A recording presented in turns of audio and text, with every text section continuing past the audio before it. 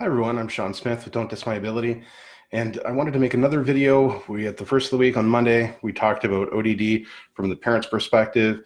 Tuesday, which was yesterday, we talked about it from the child's perspective. And today I want to talk about ODD from the outside looking in. So this is the challenge that parents and individuals with ODD face because of outside perspective. And that could be from family, it could be from friends, combination. And what it comes down to really is unsolicited advice and how to deal with it and how to manage it, because when people experience your child acting in a way that they feel is disrespectful, then they feel as though something needs to happen. And if it doesn't happen, you're going to get judged and you're going to feel badly because this person is telling you how you need to be raising your child. And the reality is their way will not work with your child, but there's no context for them. They haven't experienced it from the parenting side. So although their advice may come from a good-hearted place, it is not useful and it's hard to take it in a positive way. It really is. So then how do you limit your interactions with those people who, you think are friends, these people who are your family? How do you reconcile the fact that every time you see them, you're going to be judged and told what you should be doing and criticized? That's not an easy thing to take on. You're already dealing with a child who has behavioral issues and constantly battling with you, to then the area where you should get some love and support, and you're told what you should be doing or what you're doing wrong in parenting your children.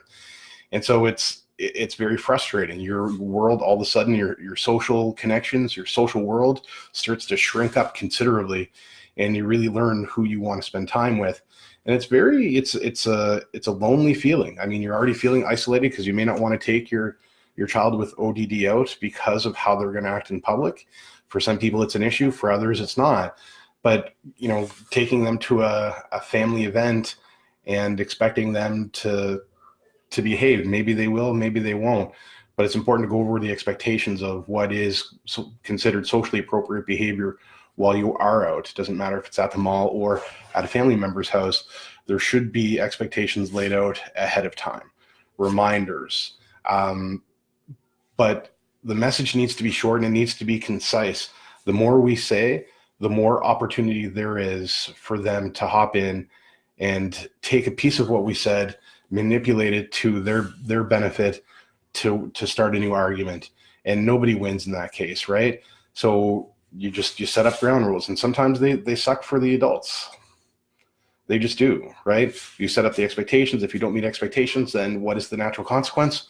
We are going to leave. And that's what happens.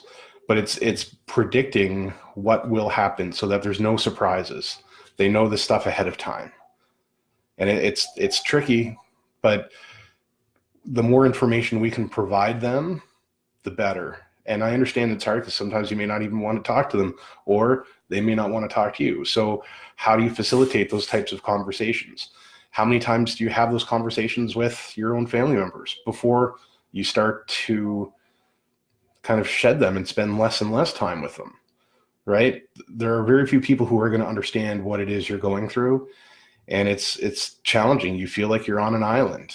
You might have read this book or taken that course, but it doesn't help you in the moment as you're going through stuff.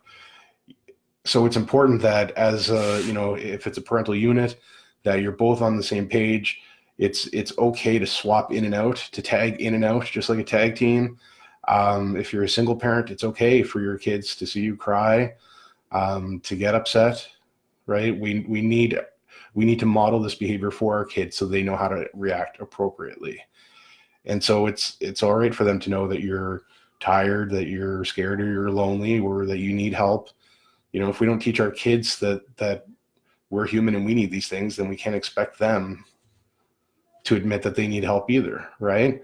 So we need to show that we're vulnerable. It's okay for us to take timeouts. And it's okay to limit the amount of conversations that you have with people who are not helping you out, who are not hearing you, right? Every time somebody criticizes your parenting, they're putting a brick up and building this invisible wall between you and them based on what they're saying. right? It should just be an acceptance. And yes, it sucks and it's not easy, but it doesn't need to be made harder from outside perspectives. Thanks a lot for watching. Please stay tuned for tomorrow. Tomorrow's topic is going to be interesting. I'm going to talk about how to navigate the holidays with a child with oppositional defiant disorder. So that's going to be kind of an interesting one. I'll have some tips that you can try to implement, and I'll be interested to hear who tried what and how well it worked out over the holidays. So stay tuned for tomorrow, how to navigate the holidays with a child with ODD. Take care.